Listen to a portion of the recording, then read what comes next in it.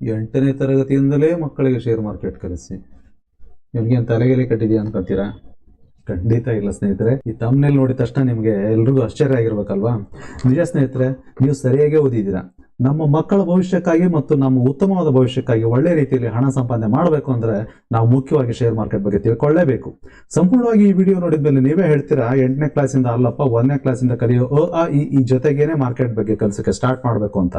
ತುಂಬಾ ಅದ್ಭುತವಾದ share market ಜ್ಞಾನವನ್ನ ನಿಮ್ ಜೊತೆ ಹಂಚ್ಕೊಳ್ಳೋಕೆ ನಾನಂತೂ ತುಂಬಾನೇ ಉತ್ಸಾಹದಿಂದ ಇದ್ದೀನಿ. ಬನ್ನಿ ಹಾಗಾದ್ರೆ ನಮ್ಮೆಲ್ಲರ ಹಣಕಾಸಿನ ಸಮಸ್ಯೆ ಬಗೆಹರಿಸೋ ಮತ್ತು ದೇಶದ ನಾಡಿ ಮಿಡಿತವೇ ಆಗಿರುವ ಈ ಶೇರ್ ಮಾರ್ಕೆಟ್ ಬಗ್ಗೆ ಸವಿಸ್ತಾರವಾಗಿ ಮತ್ತು ಪ್ರಾಕ್ಟಿಕಲ್ ಆಗಿ ತಿಳಿದುಕೊಳ್ಳೋಣ. ಅದಕ್ಕೂ ಮೊದಲು ಈ ಉನ್ನತವಾದ ಜ್ಞಾನ ಪಡೆದುಕೊಳ್ಳುವ ಉತ್ಸಾಹದಲ್ಲಿ ಲೈಕ್ ಮಾಡೋದನ್ನು ಮಾತ್ರ ಮರಿಬೇಡಿ ಮತ್ತು ಈ ವಿಷಯ ನಿಮ್ಗೆ ಇಷ್ಟ ಆದ್ರೆ ಸಬ್ಸ್ಕ್ರೈಬ್ ಮಾಡಿ, ಇನ್ನ ಇಷ್ಟ ಆದ್ರೆ ಶೇರ್ ಮಾಡಿ. ನಮ್ಮಲ್ಲಿ ಸುಮಾರು 75ರಿಂದ 80% ಜನ, ಅದರಲ್ಲೂ ವಿದ್ಯಾವಂತರು ಕೂಡ ಶೇರ್ ಮಾರ್ಕೆಟ್ ಬಗ್ಗೆ ಅಥವಾ ಸ್ಟಾಕ್ ಮಾರ್ಕೆಟ್ ಅಂದ್ರೆ ಏನು, ಅದು ಹೇಗೆ ಕೆಲಸ ಮಾಡುತ್ತೆ, ಅದರಲ್ಲಿ ನಾವು ಯಾಕೆ ಇನ್ವೆಸ್ಟ್ಮೆಂಟ್ ಮಾಡಬೇಕು ಅನ್ನೋ ಒಂದು ಸಾಮಾನ್ಯ ಜ್ಞಾನನೂ ಸಹ ಇರೋದಿಲ್ಲ. ಈ ಒಂದು ಶೇರ್ ಮಾರುಕಟ್ಟೆಯ ಅನಕ್ಷರತೆಯನ್ನು ಈ ವಿಡಿಯೋ ಮೂಲಕ ಹೋಗ್ಲಾಡ್ಸೋ ಪ್ರಯತ್ನ ಮಾಡೋಣ. ಶೇರ್ ಮಾರ್ಕೆಟ್ ಅಥವಾ ಸ್ಟಾಕ್ ಮಾರ್ಕೆಟ್ ಅಂದ್ರೆ ಏನು ಅಂತ ಸವಿಸ್ತಾರವಾಗಿ ನಾವು ತಿಳ್ಕೊಳ್ಳೋಕೆ ಪ್ರಯತ್ನ ಮಾಡೋಣ. ಏನಿದು ಶೇರ್ ಮಾರ್ಕೆಟ್? ಶೇರ್ ಮಾರ್ಕೆಟ್ ಅಂದ್ರೆ ಏನು ಅಂತ ಒಂದೇ ಮಾತಲ್ಲಿ ಹೇಳೋದಾದ್ರೆ ಕೇವಲ ನಮ್ಮ ಹಣಕಾಸಿನ ಸಮಸ್ಯೆಯನ್ನಲ್ಲ, ಇಡೀ ನಮ್ಮ ದೇಶದ ಹಣಕಾಸಿನ ಹಸಿವನ್ನೇ ನೀಗಿಸಬಲ್ಲ ಒಂದು ಅಕ್ಷಯ ಪಾತ್ರನೇ ಅಂತ ಹೇಳ್ಬೋದು. ಈ ಶೇರ್ ಮಾರ್ಕೆಟ್ ಅಥವಾ ಸ್ಟಾಕ್ ಮಾರ್ಕೆಟ್ ಏನಂತ ತಿಳ್ಕೊಳ್ಳೋಕೆ ಮೊದಲು ಈ ಮಾರ್ಕೆಟ್ ಬಗ್ಗೆ ನಮ್ಮ ಜನಗಳಲ್ಲಿರುವ ತಪ್ಪು ಮತ್ತು ಸುಳ್ಳು ಊಹಾಪೋಹಗಳು ಏನು ಅಂತ ತಿಳ್ಕೊಳ್ಳೋಣ. ಇವನ್ನೆಲ್ಲ ನಾವು ಯಾಕೆ ತಿಳ್ಕೊಬೇಕು ಅಂದ್ರೆ ಬುನಾದಿ ಗಟ್ಟಿ ಇದ್ರೆ ತಾನೇ ಬಿಲ್ಡಿಂಗ್ ಗಟ್ಟಿಯಾಗಿ ನಿಲ್ಲೋದು. ಯಾವ ಸಂಶಯನೂ ಇಲ್ಲದೆ ಸರಿಯಾದ ಜ್ಞಾನವನ್ನು ಇವತ್ತು ಪಡೆದುಕೊಳ್ಳುವಂತ ಪ್ರಯತ್ನ ಮಾಡೋಣ. ಬನ್ನಿ ಹಾಗಾದ್ರೆ ತಪ್ಪು ಮತ್ತು ಸುಳ್ಳು ಊಹಾಪೋಹಗಳು ಏನು. ಶೇರ್ ಮಾರ್ಕೆಟ್ ಅಂದ್ರೆ ಒಂದು ಜೂಜ್ ಇದ್ದ ಹಾಗೆ. ಶೇರ್ ಮಾರ್ಕೆಟ್ ತುಂಬಾ ಡೇಂಜರು. ಶೇರ್ ಮಾರ್ಕೆಟ್ ನಮ್ಮಂತವ್ರಿಗಲ್ಲ, ಅದು ದುಡ್ಡಿರೋರಿಗೆ ಮಾತ್ರ ಮತ್ತು ತುಂಬಾ ಓದ್ಕೊಂಡಿರೋರಿಗೆ ಮಾತ್ರ. ಶೇರ್ ಮಾರ್ಕೆಟ್ ಅಲ್ಲಿ ಮೋಸ ಮಾಡ್ತಾರೆ. ಶೇರ್ ಮಾರ್ಕೆಟ್ ಅಲ್ಲಿ ಹಣ ಹಾಕ್ತವ್ರೆಲ್ಲ ಲಾಸ್ ಆಗಿದ್ದಾರೆ. ಇದೆಲ್ಲ ನಿಜನಾ? ಖಂಡಿತ ಸುಳ್ಳು.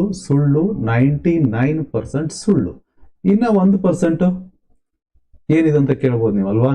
ಈ 1% ಜನ ಎಲ್ಲ ಕಡೆನೂ ಇರ್ತಾರೆ ಸರ್, ಎಲ್ಲ ಕಡೆನೂ ಇರ್ತಾರೆ. ಬಟ್ ನಾವ್ ಇವರಿಂದ ದೂರ ಇರಬೇಕು. ಇವ್ರ ಕೆಲಸ ಏನಂದ್ರೆ ಮುಂದುವರಿತಾ ಇರೋರ್ನ ತಮ್ಮ ಕಡೆಯಿಂದ ಅಂತೂ ಆಗೋದಿಲ್ಲ, ಮುಂದುವರಿತಾ ಇರೋರ್ನ ಹಿಂದೆ ಎಳೆ ಕೆಲಸನೇ ಇವ್ರ ಕೆಲಸ ಇರುತ್ತೆ. ಸೊ ಅದ್ರ ಸಲುವಾಗಿ ಇವ್ರ ಕಡೆ ಗಮನ ಕೊಡೋದಕ್ಕೆ ನಾವೇನಾಗಬೇಕು, ನಮ್ ಗುರಿ ಏನು, ನಾವ್ ಯಾವ ಮಟ್ಟಕ್ಕೆ ಬೆಳಿಬೇಕು ಅನ್ನೋದನ್ನ ಯೋಚನೆ ಮಾಡ್ಕೊಂಡು ನಾವು ಮುಂದುವರಿ ಪ್ರಯತ್ನ ಮಾಡ್ಬೇಕು ಹೊರತು ಈ 1% ಜನ ಸಲುವಾಗಿ ನಾವು ತಲೆ ಕೆಡ್ಸ್ಕೋಬಾರ್ದು. ಹಾಗಾದ್ರೆ ಇವರೆಲ್ಲ ಹೇಳುವಂತ ಈ ಭಯಗಳು ಏನಕ್ಕೆ? ಶೇರ್ ಮಾರ್ಕೆಟ್ ಒಂದು ಜೂಜಿದ್ದಾಗೆ ಅಂತ ಹೇಳ್ತಾರೆ, ಇದು ತುಂಬಾ ಡೇಂಜರ್ ಅಂತ ಹೇಳ್ತಾರೆ, ಏನೇನೋ ವಿಚಾರಗಳನ್ನ ಕಲ್ಪನೆ ಮಾಡ್ಕೊಂಡು ಹೇಳ್ತಾರೆ. ಹಾಗಾದ್ರೆ ಇವೆಲ್ಲ ಯಾಕೆ ಬರುತ್ತೆ ಈ ಭಯಗಳು? ಹಾಗಾದ್ರೆ ಇವರೆಲ್ಲ ಹೇಳೋ ಭಯಗಳು ಯಾಕೆ? ಶೇರ್ ಮಾರ್ಕೆಟ್ ಅಂದ್ರೆ ಏನು ಅಂತಾನೆ ಗೊತ್ತಿಲ್ದಿರೋರು ಹೇಳೋ ಮಾತುಗಳಿವು. ಯಾರದ್ದೋ ಮಾತು ಕೇಳಿ ತನಗೆ ಮಾರ್ಕೆಟ್ ಅಲ್ಲಿ ಸರಿಯಾದ ಜ್ಞಾನ ಇರದೇ ಇದ್ರೂ ಹೂಡಿಕೆ ಮಾಡಿ ಲಾಸ್ ಅನುಭವಿಸೋದ್ರಿಂದ ಈ ಮಾತು ಬರ್ತವೆ. ಇನ್ನು ಎಷ್ಟೋ ಜನ ಹೇಳ್ತಾರೆ, ಅಯ್ಯೋ ಶೇರ್ ಮಾರ್ಕೆಟಾ ಯಪ್ಪ ಹಾಕ್ಬೇಡ, ಮುಂಡ ಮುಚ್ಕೊಂಡು ಹೋಗ್ತೀಯ ಅಂತಾರೆ. ಅವ್ರನ್ನ ಕೇಳಿ ನೋಡಿ, ಶೇರ್ ಮಾರ್ಕೆಟ್ ನ ಮಿನಿಮಮ್ ಜ್ಞಾನನೂ ಅವ್ರಿಗಿರೋದಿಲ್ಲ. ಶೇರ್ ಅಂದ್ರೆ ಏನು ಅಂತಾನೂ ಗೊತ್ತಿರಲ್ಲ ಅವ್ರಿಗೆ.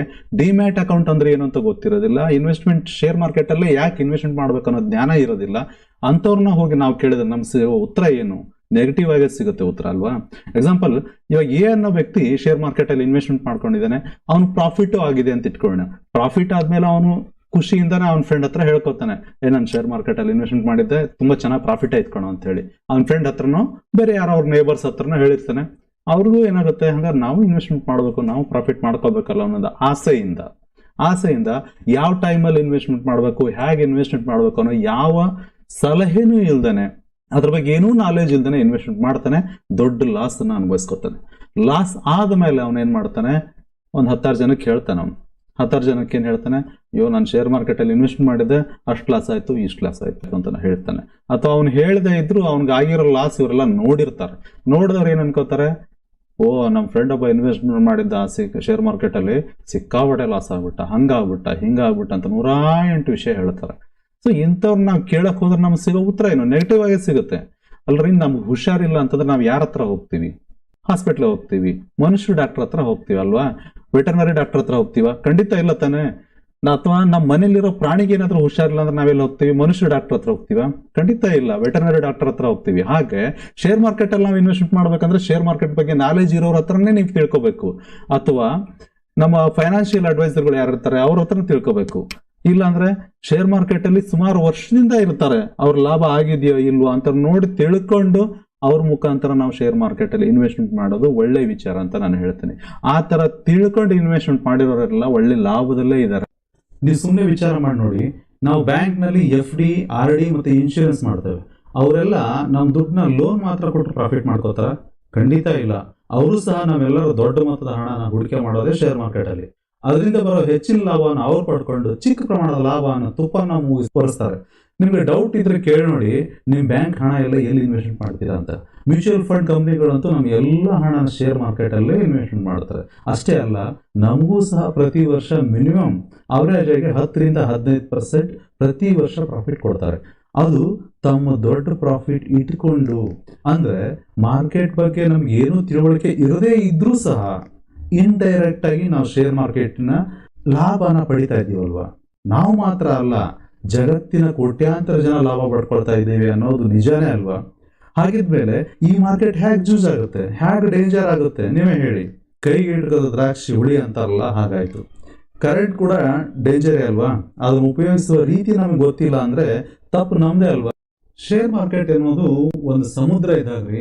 ಇದರಲ್ಲಿ ಕೇವಲ 1% ನಾವು ಸರಿಯಾದ ಜ್ಞಾನವನ್ನು ಪಡೆದುಕೊಂಡ್ರೆ ನಮ್ಮ ಮತ್ತು ನಮ್ಮ ಮುಂದಿನ ಪೀಳಿಗೆಯ ಜೀವನ ಬರೀ ಸುಖಕರ ಅಲ್ಲ, ತುಂಬಾ ಮಜವಾಗೇ ಇರುತ್ತೆ. ನೀವೆಲ್ಲ ಭಯ ಪಡೋ ಇದೇ ಶೇರ್ ಮಾರ್ಕೆಟ್ ಇಂದ ಸಾವಿರಾರು ಕೋಟಿ ಹಣವನ್ನು ಸಂಪಾದನೆ ಮಾಡಿರುವವರು ಮತ್ತೆ ಮಾಡ್ತಿರೋರು ನಮ್ಮ ಕಣ್ಮುಂದನೇ ಇದ್ದಾರೆ. ಇವರು ಭಾರತದ ತುಂಬಾ ದೊಡ್ಡ ಪ್ರಮಾಣದಲ್ಲಿ ಶೇರ್ ಮಾರ್ಕೆಟ್ ಅಲ್ಲಿ ಇನ್ವೆಸ್ಟ್ಮೆಂಟ್ ಮಾಡಿರುವಂತಹ ಮಹಾ ದಿಗ್ಗಜರು ಅಂತ ಹೇಳ್ಬೋದು ಇವ್ರನ್ನ. ಮೊದಲೇದಾಗಿ ರಾಕೇಶ್ ಜುಂಜುನ್ವಾಲಾ ಅಂತ ಹೇಳಿ, ಇವರು ಆಲ್ಮೋಸ್ಟ್ ಎಲ್ಲರಿಗೂ ಗೊತ್ತಿರುವಂತ ವ್ಯಕ್ತಿಗಳೇ ಇವರು. ನಮ್ಮ ಭಾರತದಲ್ಲಿ ಅತಿ ದೊಡ್ಡ ಶ್ರೀಮಂತರ ಲಿಸ್ಟ್ ಅಲ್ಲಿ ಇರುವಂತ ವ್ಯಕ್ತಿನೇ ಇವರು. ಇವರು ಬೇಸಿಕಲಿ ಚಾರ್ಟೆಡ್ ಅಕೌಂಟೆಂಟ್ ಆಗಿರುವಂತವ್ರು. ಇವರು ಕೇವಲ 5,000 ರೂಪಾಯಿಯಿಂದ ತಮ್ಮ ಶೇರ್ ಮಾರ್ಕೆಟ್ ಅಲ್ಲಿ ಇನ್ವೆಸ್ಟ್ಮೆಂಟ್ ನ ಸ್ಟಾರ್ಟ್ ಮಾಡಿರೋರು ಇವತ್ತು ತಮ್ಮದೇ ಆದಂತ ಸ್ವಂತ ವಿಮಾನಯಾನ ಸಂಸ್ಥೆಯನ್ನು ಇಟ್ಕೊಂಡಿದ್ದಾರೆ ಇವರು. ಆಮೇಲೆ ಇವರು ರಮೇಶ್ ದಮಾನಿ ಅಂತ ಹೇಳಿ, ಆಮೇಲೆ ರಾಧಾಕೃಷ್ಣ ದಮಾನಿ ಅಂತ ಹೇಳಿ. ರಾಧಾಕೃಷ್ಣ ದಮಾನಿ ಅಂತಂದ್ರೆ ನಮ್ಮ ಎಲ್ಲಾ ಸಿಟಿಗಳಲ್ಲೂ ಡಿಮಾರ್ಟ್ ಅಂತ ಇದೆಯಲ್ಲ, ಈ ಡಿಮಾರ್ಟ್ ಕಂಪ್ನಿಯ ಓನರ್ ಇವರು. ಇವರು ಡಿಮಾರ್ಟ್ನ ಸ್ಟಾರ್ಟ್ ಮಾಡಿದ್ದು ಕೂಡ ಈ ಶೇರ್ ಮಾರ್ಕೆಟ್ ಇಂದ ಬಂದ ಹಣದಿಂದಲೇ ಮಾಡಿರೋದು. ಇವರು ಸಾವಿರಾರು ಕೋಟಿ ಒಡೆಯನೆ. ಆಮೇಲೆ ರಾಮದೇವ್ ಅಗರ್ವಾಲ್ ಅಂತಂದ್ರೆ ಇನ್ನು ಸುಮಾರು ಜನ ಇದ್ದಾರೆ. ಇಲ್ಲಿರೋ ತೋರಿಸಿರೋಂಥ ಹೆಸರುಗಳಷ್ಟೇ ಅಲ್ಲ, ಇನ್ನು ಸುಮಾರು ಬೇಕಾದಷ್ಟು ಜನ ಇದ್ದಾರೆ. ನೀವು ಆನ್ಲೈನ್ ಚೆಕ್ ಮಾಡ್ಬೋದು ಎಷ್ಟೆಷ್ಟು ಜನ ಎಷ್ಟೆಷ್ಟು ಕೋಟಿ ಸಂಪಾದನೆ ಮಾಡಿದ್ದಾರೆ ಅಂತ ಹೇಳಿ. ಇನ್ನ ಇವರು ವಾರನ್ ಬಫೆಟ್ ಅವ್ರ ಬಗ್ಗೆ ನಾನು ಹೇಳೋದೇನು ಬೇಕಾಗಿಲ್ಲ. ಜಗತ್ತಿನ ಅತಿ ದೊಡ್ಡ ಶ್ರೀಮಂತರು ಇವರು, ಹೌದಾ. ಇಂಥ ಒಬ್ಬ ಶ್ರೀಮಂತರು ಅವರೇ ಬರೆದಿರೋಂಥ ಒಂದು ಬುಕ್ಕಲ್ಲಿ ಹೇಳಿದ್ದಾರೆ, ನಾನು ತುಂಬಾ ಲೇಟಾಗಿ ಇನ್ವೆಸ್ಟ್ಮೆಂಟ್ ಸ್ಟಾರ್ಟ್ ಮಾಡ್ಬಿಟ್ಟೆ ಅಂತ ಹೇಳಿ. ತುಂಬಾ ಲೇಟಾಗಿ ಅಂತಂದ್ರೆ ಎಷ್ಟು ವಯಸ್ಸಿಗೆ ಸ್ಟಾರ್ಟ್ ಮಾಡಿರ್ಬೋದು ಅಂದಾಜು ನೀವು ಲೆಕ್ಕ ಹಾಕೊಳ್ಳಿ. ಇವರು ಸ್ಟಾರ್ಟ್ ಮಾಡಿದ್ದು ತಮ್ಮ ಕೇವಲ 12ನೇ ವಯಸ್ಸಿನಲ್ಲೇ ತಮ್ಮ ಇನ್ವೆಸ್ಟ್ಮೆಂಟ್ನ ಸ್ಟಾರ್ಟ್ ಮಾಡಿದ್ರು ಶೇರ್ ಮಾರ್ಕೆಟಲ್ಲಿ. ಇವರು 12ನೇ ವಯಸ್ಸಲ್ಲಿ ಸ್ಟಾರ್ಟ್ ಮಾಡಿದ್ದು ಅದೇ ಲೇಟ್ ಆಯಿತು ಅಂತ ಹೇಳ್ತಾರೆ. ನಾವಿನ್ನು 24, 25, 35, 40, 50 ವರ್ಷ ಆದರೂ ಶೇರ್ ಮಾರ್ಕೆಟ್ ಯಪ್ಪ ಭಯ ಅಂತ ಸುಮ್ಮನೆ ಕೂರ್ತೀವಿ ಅಲ್ವಾ. ಇವಾಗ ಹೇಳಿ, ನಮ್ಮ ಮಕ್ಕಳಿಗೆ ನಾವು ಶೇರ್ ಮಾರ್ಕೆಟ್ ಇನ್ವೆಸ್ಟ್ಮೆಂಟ್ ಬಗ್ಗೆ ತಿಳಿಸೋ ತಪ್ಪ? ನಾವು ಕೂಡ ಈ ಮಟ್ಟಕ್ಕೆ ಹೋಗ್ಬೋದಾ ಅಂತ ಡೌಟ್ ಇರ್ಬೋದು ನಿಮಗೆ. ಖಂಡಿತ ಸಾಧ್ಯ ಇದೆ, ಆ ಮಟ್ಟಕ್ಕೆ ನಾವು ಕೂಡ ಹೋಗ್ಬೋದು. ಆದರೆ ಮಾರ್ಕೆಟ್ ಬಗ್ಗೆ ಸರಿಯಾದ ಜ್ಞಾನ, ತಾಳ್ಮೆ ಮತ್ತು ಸಮಯ ಪ್ರಜ್ಞೆ ಇದ್ರೆ ಮಾತ್ರ ಸಾಧ್ಯ ಇದೆ. ನಮ್ಮಲ್ಲಿ ಎಷ್ಟೋ ಜನಕ್ಕೆ ಕೋಟಿ ಅಂದ್ರೆ ಇವನ್ನೆಲ್ಲ ಹಗಲು ಕಾಣ್ತಾ ಇದೆ ಅನ್ಕೋತಾರೆ. ಕೋಟಿ ಅನ್ನೋದು ನಮ್ಗೆ ಸಂಬಂಧನೇ ಇಲ್ದಿರೋ ಶಬ್ದ ಅನ್ಕೋತಾರೆ. ನೆಗೆಟಿವ್ ಆಗಿ ದಯವಿಟ್ಟು ಯೋಚನೆ ಮಾಡಬೇಡಿ ಸ್ನೇಹಿತರೆ. ಅಸಾಧ್ಯ ಅನ್ನೋದು ಕೈಲಾದವರು ಮತ್ತು ಹೇಡಿಗಳ ಹತ್ರ ಇರುವ ಶಬ್ದನೇ ಹೊರತು ವಾಸ್ತವವಾಗಿ ಇದು ಅಸ್ತಿತ್ವದಲ್ಲೇ ಇಲ್ಲ.